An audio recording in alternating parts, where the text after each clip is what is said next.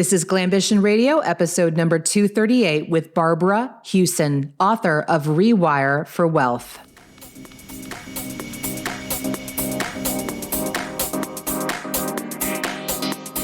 Welcome to Glambition Radio. I am your host, Allie Brown. I'm an entrepreneur, mentor, investor, and mom of twins. I love thinking big, doing different, and exploring ideas that disrupt the status quo, especially when it comes to women, because we are rewriting the rules for leadership, business success, making money, and changing the world. And we're doing it with style. Let's go.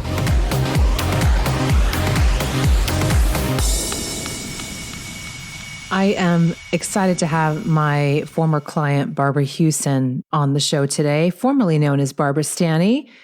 It's amazing how many times a year I hear from clients, especially new ones coming in and mentioning her name and how impactful her books have been on their lives.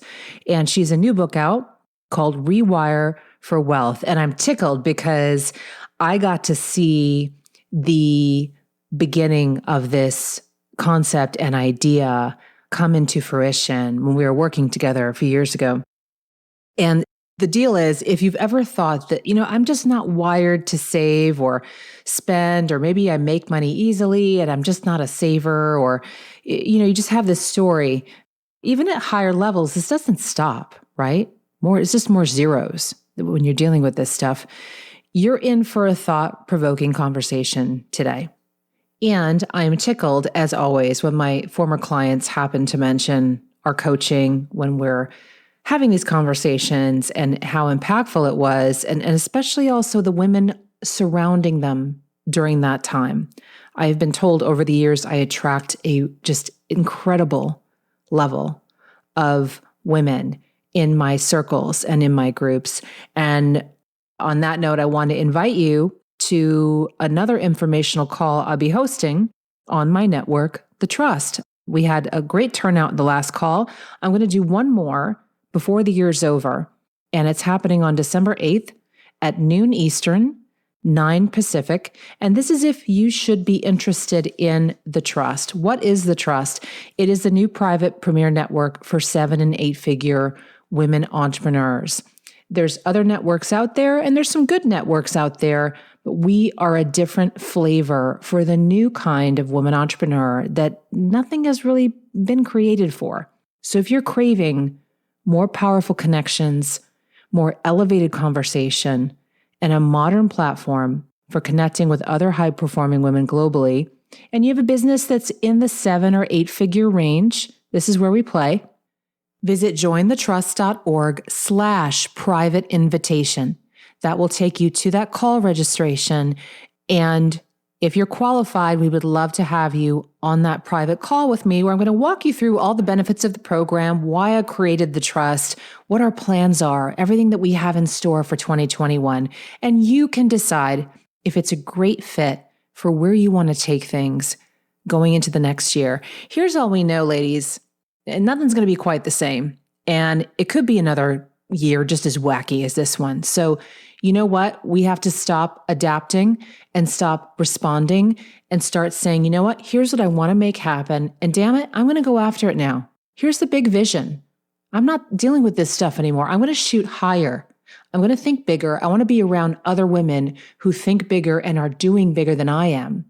Because I'm tired of being the smartest person in the room, or the most successful person in the mastermind, or, going places and everyone wants to pick my brain. And yes, we want to be helpful. It's great to mentor. It's great to give back, but you need somewhere to be fed. You need somewhere to be nourished and nurtured and leave just so powered up. And I can say this so passionately because I feel the same way. We had a Zoom call last week and I was in tears at the end of it, being like, this is why I'm doing what I do. This is what I need to hear what these women are accomplishing. And I get off the Zoom and go like, you know what? I'm going to add this goal to the list, or man, we're doing this sooner than I thought, or these are the plans we have. It is contagious. And right now you are so isolated, you don't even see it. you don't even see it. So consider, have a look, join us for the call. If you are in that range, let me share more with you, and you can let us know if it's exactly what you're looking for going into the next year.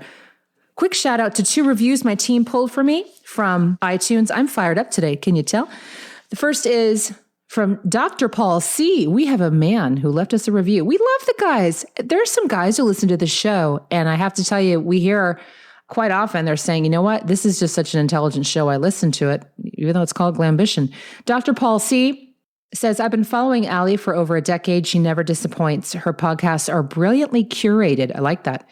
And she digs right into the important points that supply her listeners the needed boost or information to solve their own business problems. This podcast is worth every minute of your time. The only one I often find myself listening to over and over again. And the next is Anita Savova from Bulgaria. I've been listening to Allie's podcast since episode number 1. Never missed an episode. Thank you for being a voice of wisdom, inspiration, common sense, and maturity. I like that. I like to think we're a little more sophisticated than the average Boss Babe show. I especially admire you this year of everybody going crazy.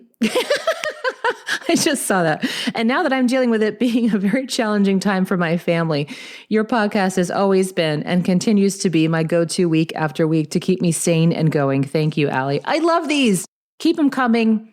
And it's not only for me, ladies, it helps other women discover this show because there is a really big gap in the level of conversation for women. And it's terrifying what you'll find out there. So thank you for sending your friends here. If you don't have time to leave a review, an easy thing to do is just, share the show. Like just if you see a post I make on Instagram or Facebook, just click share, say, hey, this is a great show. Please check it out. We would just really appreciate that because it helps more women discover this type of conversation that we're having. Like this one, get ready for a great conversation with Barbara Huson. Barbara, where are you right now? I am sitting in my desk. I am looking out at the water, and I live in Port Townsend, Washington, and I can see Victoria, Canada, right across the water. It just looks so beautiful up there, so green. So green and so cloudy and so rainy and just the way I like it. You like it, but you're not moody. It doesn't seem to suit you. No, but I like cozy, and it's really cozy. It's like a cup of tea kind of place. It's like a cup of tea and a fleece blanket and a fireplace. Like fluffy booty boots, yes, type of thing. Ugg boots. Yeah. Yes. Yeah, fluffy boots. I'm so happy just to hear your voice and have you back on the show. We had you on a few years ago. You and I were closely working together for a bit, and then you sailed off into the sunset. And I'm so excited about the book coming out because you were just starting to talk about the Rewire concept when I think, we kind of, I don't want to say part ways even, I don't know what to say, but like you went off and did the work. You know what happened? It was in your group, one of your groups, that I decided that I remember I had a little mini breakdown. And I decided I hated what I was doing. I no longer wanted to do it. I remember saying I want to take a sledgehammer and smash my business smithereens. That's right. I knew there was something new on the horizon. And I had just read an article about neuroscience. I thought, I want to incorporate that. And you encouraged me. You really encouraged me. And you didn't make me wrong for wanting to smash my business. So I owe a lot to you. Mm-hmm. Thank you. I think I always saw you were high concept. You're a high concept woman. What does that mean? You had bigger ideas than the programs that I saw, at least, I think made room for. Yeah, I guess so. No, that's not true at all. I remember this is going to be really praising you. I remember when I first started your program, it was so expensive. I could not see spending that much money. And I decided, okay, I would do it. But what happened is in 3 months, you helped me create a program that more than paid for my first year with you. So all the programs you helped me create were just like unbelievable. I love them. It's just that every time I give a program, there's always something new I want to learn. And then I move on. Yeah. And I so respect that. I think not enough women honor that. And that could be tricky too when you have a business that's making sense. It's working. People are buying, the programs are working, but you are personally called to your next adventure. And I remember you tapping into the neuroscience part of this. So I can't wait to hear. So tell me all about Rewire. And then maybe why don't we start there? And then we can go back kind of into the evolution of Barbara Huson. Yes. So I was sitting, I had just discovered, it came in my email, an article about neuroscience. And I knew nothing about neuroscience. I don't even know why I even read the article, but I did. And it just grabbed me. It grabbed me and I didn't know why. And it was around that time that I came to Arizona and we had our little group meeting. It was my turn to talk and I went to open my mouth and I said, I want to smash my business to smithereens. And that's when I knew it was time to move on. It was just time to move on. I forget what I was doing, but there was something in the future for me. And that's when I really got serious about studying neuroscience, incorporating it into my work, and really building a whole new body of work by working it in with my clients. I do financial empowerment and coaching, and I call myself a financial therapist. But it really working that in with my clients and with my retreats, and doing retreats around it. And 6 years later, the Rewire for Wealth book came out. So do you want me to talk about Rewiring and how it works? Yeah, let's go right there. So the biggest problem I have with clients, it's not the financial stuff. That's not the hard part. That's the easy part. The hard part is getting them past their resistance, getting them past their fear, getting them past to their limited beliefs and self-image. And so when I read about neuroscience and I studied it, I started to make sense because the brain is responsible for our behavior. Everything we do, whether it's inhaling and exhaling or saving or spending, it all is controlled by our brain and the way our brain is wired. And what I realized is how the mind and the brain work together. So the brain is this organ in our head that works through chemical electrical impulses. Our mind is not an organ. It's this intangible entity that is the source of our thoughts and feelings. And when you understand how the mind and the brain work together, you can rapidly and significantly decrease resistance and increase the learning curve to create wealth. And so it works like this. What flows through the mind wires the brain. So every thought, every feeling you have releases those electrical chemical signals in the brain. And they either go to the existing neural pathway and dig it deeper, or they start creating new neural pathways. So for example, let's say you're thinking, I don't have enough. There's never enough. There's never enough. Or you're thinking, I'm not enough. I'm just nothing. And your parents may have wired and planted that in you, your teachers, whatever. It's a thought you've been having. So every time you have that thought, there's never enough. There goes those electrical chemical impulses. It digs that deeper and deeper into your brain until it becomes hardwired. And when you go to resist, when you go act against a hardwired neural pathway, everything in you screams out, don't do it, don't do it. It's like going against gravity. It's really that forceful. And also when you go to do something different, like you go to save, but that's not the way you're wired. You go to save money, or you go to make more money, but that's not the way you're wired. It's like those chemicals, you have a chemical withdrawal that those thoughts created. It's really like you go through withdrawal.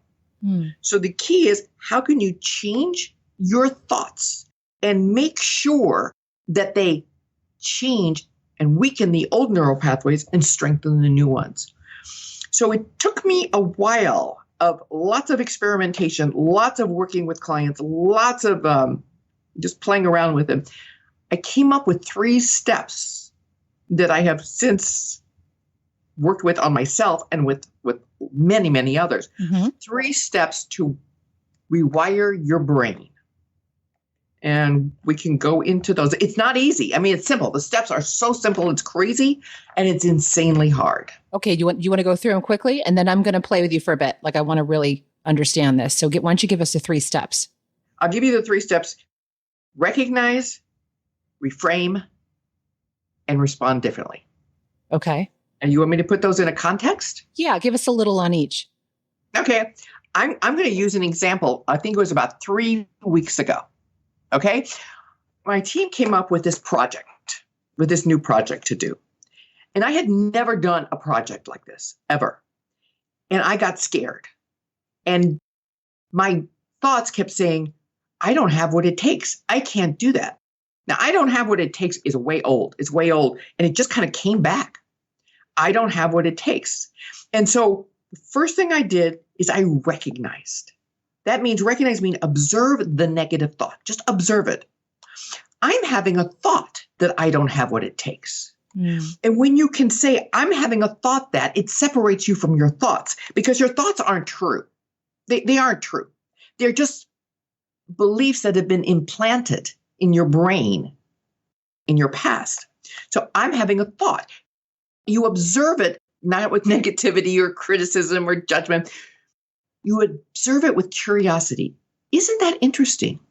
I'm having a thought about I don't have what it takes. That's been wired in my brain. So you can't change anything until you're aware of it. So the first thing is being aware and understanding that it's a thought. It's not the truth. So what I did, I knew I needed to reframe it. And I could have just reframed it and said, I have what it takes, but it didn't feel right. So I started playing around and it came to me. Oh, I can handle this. I can handle whatever they give me. I can handle anything. Now, did I believe it? No, but it doesn't matter. You reframe it. How can I see this differently? That's the question you ask. How can I see this differently? And then you replace that new thought, that new reframe with the old one. And then you respond differently. You do what you don't want to do. So that meant I needed to write these emails. I needed to write this script. I needed to create this new structure. And I didn't want to do it. I did not want to do it. And that is an absolute sign that you are rewiring when you don't want to do something. Your whole brain says, don't do it. It's dangerous. It's dangerous because our brain was wired for one purpose and one purpose only, and that was survival. And that's how our prehistoric ancestors survived. And so really, when we get scared, our rational brain shuts down and our lizard brain goes into fight, flight, or freeze. So I wanted to go into freeze, but I didn't. I forced myself to respond differently. And the amazing thing is if you can do this over and over again, oh, I'm having a thought about it. I don't have what it takes. Oh, but I can handle this. I can handle anything. And then I do what I need to do, that eventually it gets easier and easier. I just wrote down something that I loved how you worded it. How can I see this differently? I think that's great because you're not beating yourself up. You're not saying, oh, I can't believe I'm doing that. You're just saying, you're stepping back, taking a deep breath and going, okay, how can I see this differently?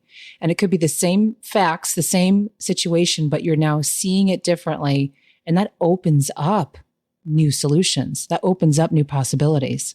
Exactly. And if you beat yourself up, you're just rewiring the part of your brain that says, I can't do this, or I'm not good enough. Yeah. Well, you know what? I'm going to use that though in other ways. I'm going to give you, I like that a lot, even outside of the 3 steps, because I'm seeing, you could even use that in something you're resisting, and maybe it's not a bigger issue, right? But like just something you resist. Okay, how can I see this differently? Like, how can I, experience this differently even? I just like that. I'm going to play with that. Just wanted to let you know that. Well, you know where I got that? So I don't know if you've ever heard of the Course in Miracles. Of course, yeah. It's a spiritual text. And the Course, which I have been studying for over 40 years, and the Course of Miracles says that a miracle, the way you create miracles is by shifting your perspective. Yeah, that's right. Yeah. And so I've created a prayer that says, above all, let me see this differently. Ooh. Just that can create a miracle. I love that. That instantly puts me at ease, even about the world right now. Even about the world. Oh, honey, I've used that so much in this election. Oh,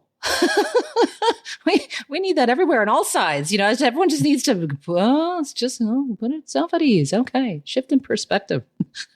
I love that. Now, I want to ask, you have previous books that were global bestsellers. Even some of my clients will still come in and mention your books. In fact, there's a funny story. I remember when you were in the group, we had a new member come in from Australia and someone started a thread on like the best books about money. She's like, oh my God, there's this woman. Your name at that point was Barbara Stanny. She's Barbara Stanny. There was this book. And I'm like, you realize Barbara's here in the group. And she's like, oh, she just flipped out. That's how legendary your books are. What was different about this book, versus the Overcoming Under-Earning and the six-figure, forget the title of that, the six-figure one and the Sacred Success? What was different about this one for you that you said, we've got to nail this? Well, there was nothing different. It was like all my other books. It came to me out of either an intuitive hit or a suggestion, but I knew it was something I needed to pursue. I know it was not something I needed to pursue first for my own benefit. And second, I knew this would help me serve others better. So, and the third thing that was not different about this book is it terrified me to write it. It terrified me. And I always think, I can't do this. I can't do this. But this time I had the rewiring process down. So I could rewire my brain while I was trying to write it. Okay. Fascinating. Now let's go back because I want everyone to know, some of the people listening know you and some of the women listening, this is their introduction to you. So I'd love you to go back and tell a bit about your story because it's very important that they get that context because it's very powerful. Yeah, it's an amazing story. I would never want to relive it, but it's an amazing story. I never thought I'd be doing this, Allie. I never thought I'd be a financial expert ever. I grew up in a wealthy family. My father's the R of H&R Block, and the only advice he ever gave me about money was don't worry. Don't worry. And I love that advice. I thought that was the best advice because I didn't understand money. I just wanted to spend it. And the unspoken part of that is there always be a man to take care of you. And there always was. There was my father. And then there was my husband who was a stockbroker. So he was perfect. But I found out very early in our marriage is that he was a compulsive gambler.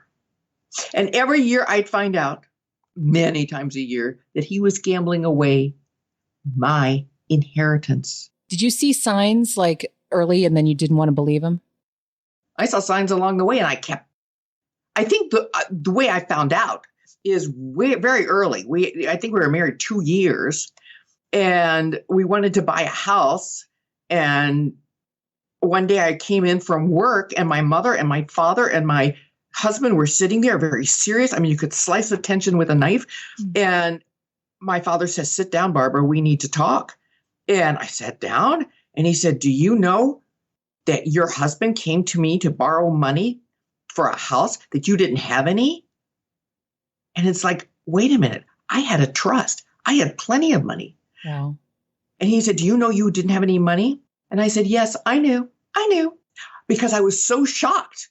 I was so shocked and so humiliated. And that's how I felt. Oh, so you lied to protect him. And you were embarrassed? No, I lied to protect me because I was so ashamed that I didn't know that my first reaction, I had to save face. Believe me, it didn't make sense. Wow. But I still remember that moment. I remember that moment being such shock. Wow. That all I could say is I knew. But believe me, I didn't do it to protect him. I did it to protect me. Yeah. And because I didn't understand money. Because it scared me, because I actually believed what my parents told me that making and managing money was a man's job. I didn't think I was capable. And finally, after our divorce, after 15 years, I got a divorce, but I figured money's not my deal. Well, I got tax bills for over $1 million, actually over $1,800,000 and some $1,000 for back taxes he didn't pay, for illegal deals he got us in. And he left the country. I did not have anywhere close to $1 million, and my father wouldn't lend me the money. And I had 3 daughters. One was just a baby. And that's when I knew I had to get smart. And I tried reading. I tried, going to classes. I tried everything, and my brain would fog up and my eyes would glaze over. And one day, when I was writing, I was a journalist writing for the San Francisco Business Times. And one day, an organization in San Francisco, a nonprofit, called me and they hired me for a freelance project to interview women who were smart with money. Oh, the irony. Don't you just love the universe?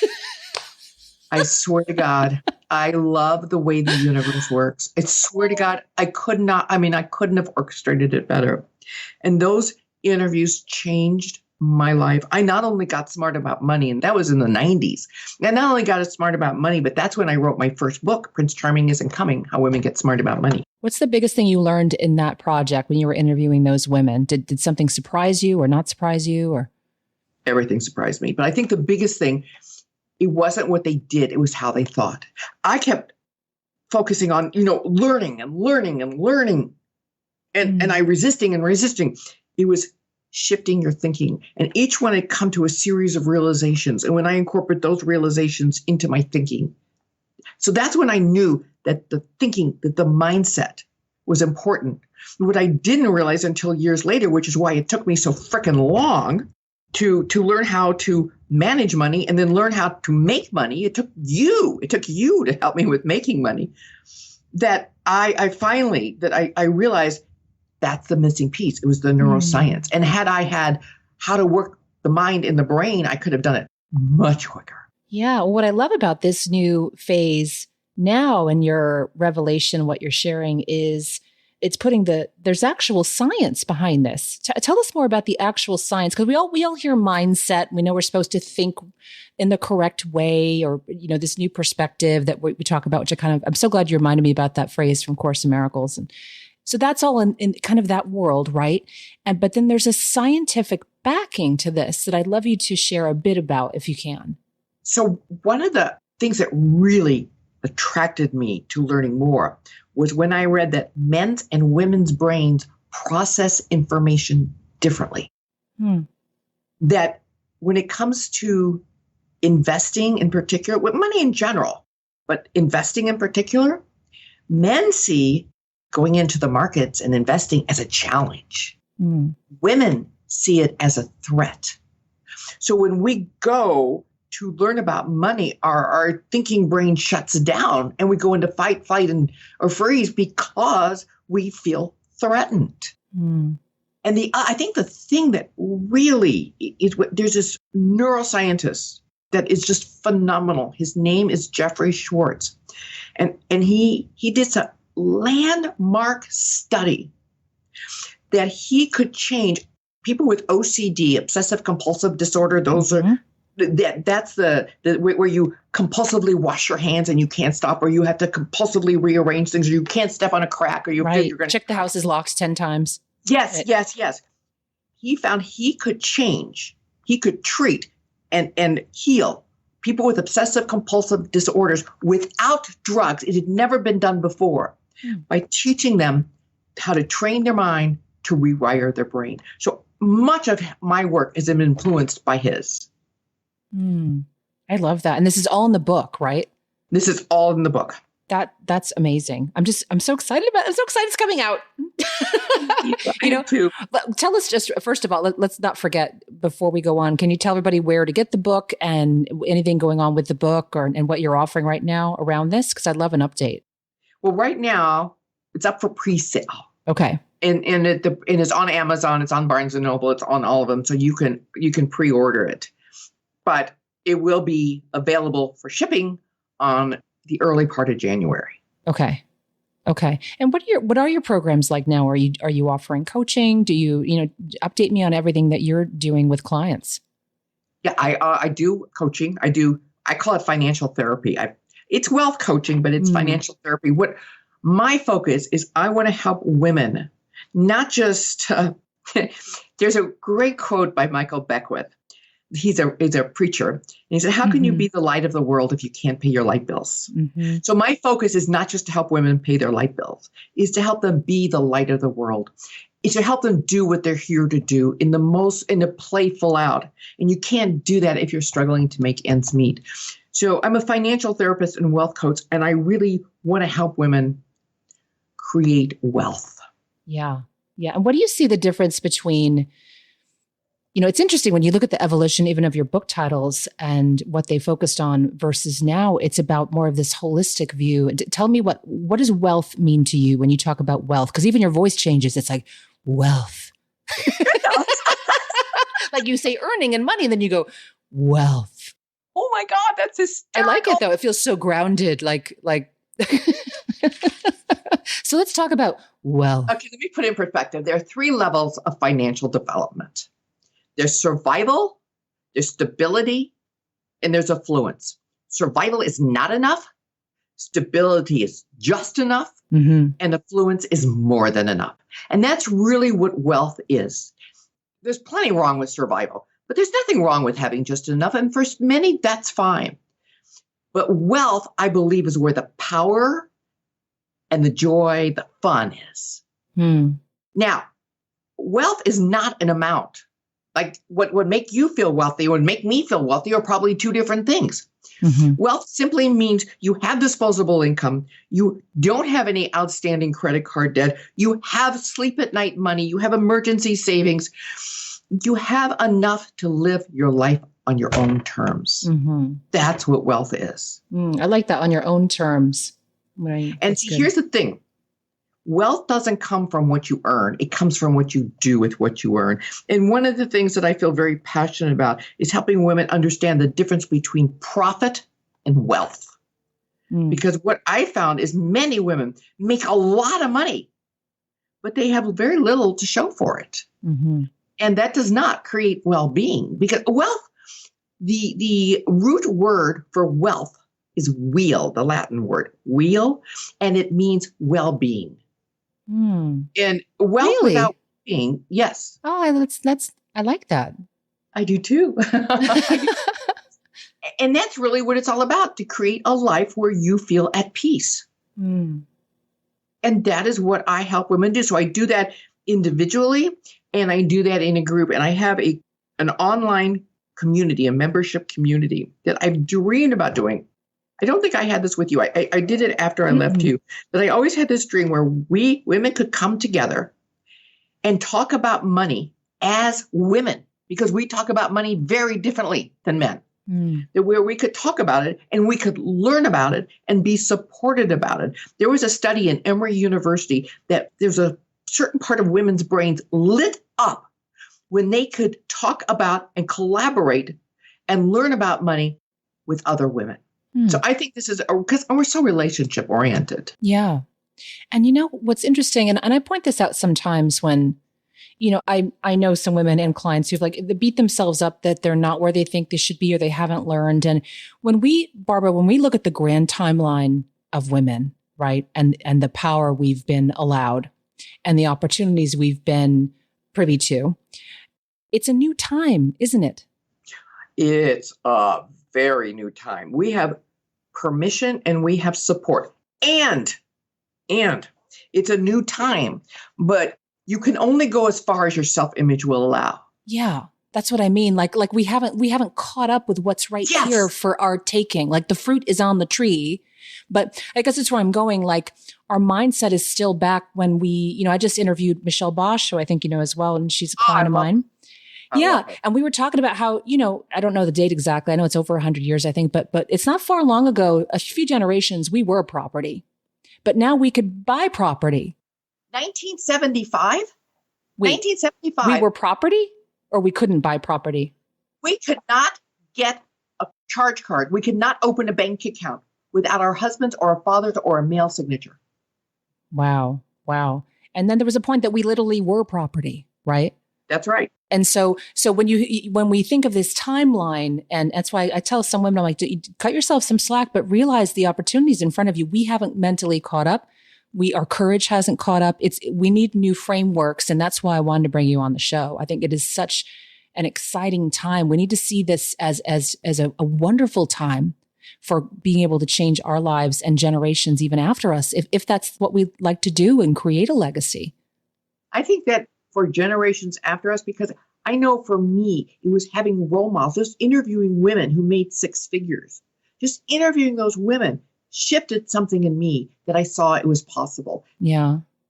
Just like Kamala said, all the little girls watching me now know it's possible. Mm-hmm. Mm-hmm. And so I think we do it for us and we do it for those who come after us. Yeah.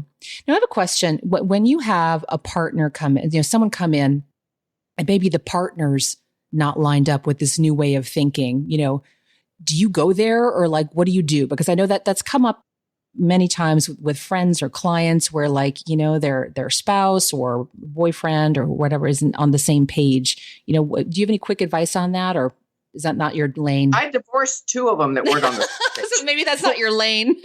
So it's definitely not my lane. But here's what I think is important, is that you not lose yourself to keep someone else. It's very important to be very communicative about it, to tell your truth. But so many of us will abandon ourselves rather than lose somebody else. Yeah. And I swear to God, unless they go to therapy or do some real deep work, they will continue to be threatened. One thing I learned when I interviewed 6- and 7-figure women is how important a spouse was. That if the spouse wasn't supportive, it made it much more difficult. I mean, it's wonderful to have a supportive spouse, but not having one, it makes it very difficult. I guess where I was trying to go is when women are going through a big up level, typically in their business or their purpose, or they're just starting to tap into this like bigness of who they can become and be. And typically, I typically see it starting no earlier than mid-30s, just based on the women I've worked with. And then the 40s, like is where it really starts blooming, and then older. It can disrupt the dance a bit in many partnerships. So it's something to be aware of, not scared of, but it's an opportunity to grow together. It's an opportunity to go together. And the key is communication. I mean, whenever Lee, my husband and I, and we've been through some of these things together. We've been together for 12 years now. Whenever we sit down, I always say, I want to use this conversation to bring us closer and to take us higher as a couple. And I think that has really helped us have a conversation. And does he understand that? He actually does? Oh, yeah. That's awesome. Yeah, I remember the first time it happened, the first year, and we broke up, and because he was not on board with me. And he said, okay, I'd like to try it again. And I said, well, we need to have a conversation. And I sat down and I said, but I want this conversation to bring us closer and to take us higher. And if I feel it is splitting us apart, then we will have to discontinue this conversation and come back when we have an open heart. Oh, you're so good. I just had to have this conversation during the election because he's of a different party than I am. Yeah, you guys are like the opposite. You should have a show. You could have a great political show. I think if you each had no, it would be. We agreed not to talk about it. I would watch. I would enjoy it. So Barbara, this is fantastic. Let's talk about. Give the book title again. Tell everyone again where they can get it. Let's just recap. It is called Rewire for Wealth: 3 Steps Any Woman Can Take to Program Her Brain for Financial Success. You can find it anywhere for pre-sale. It's going to be shipped, I think the early part of January. And you can go to my website, Barbara-Huson, Barbara-Huson.com. Fantastic. And 3 great pieces of advice to leave all the women listening with today. You told me you were going to ask me this, and I hadn't thought about it. Okay. The first piece of advice is the most important piece and I could stop with this. Do what you're scared to do. Scare yourself every day, because success is always lays just outside your comfort zone. Surround yourself with support. We are relationship oriented. We need our sisters and our brothers and our colleagues and our whoever is supporting us, and kind of distance yourself from those that aren't. And the third would be purpose driven, not profit driven. Yeah, it's important to have a profit. Have a profit motive. You want a profit motive. It's important. But what I found is when you're purpose driven and all those obstacles and all those hurdles and all that fear comes up, it's the purpose that keeps you going. I love it. So great to reconnect with you. Oh, Allie, big hug. I can't wait to see you at some point. I hope we can see each other. I do Maybe too. 2021 will be the year that we all reconnect and hug. I would love that. God. I would love to give you a big hug. I would love that. Thank you. All right. Tell Lee I said hi. Okay, thank you. Bye. Bye. Thank you for joining me for this episode of Glambition Radio. If you enjoyed the show, make sure you subscribe so you automatically get new shows every week. And I'd love if you left us a review. We are on Apple Podcasts, Stitcher, Spotify, and other platforms. And I'd love to hear from you. Come join the conversation online. You'll mostly find me on Instagram, but also on Facebook, Twitter, and more. Just head to alliebrown.com. You will find them all there. And you can also learn about upcoming opportunities to meet in person. Glambition Radio is the elevated conversation for women leaders, and I'm honored you've tuned in.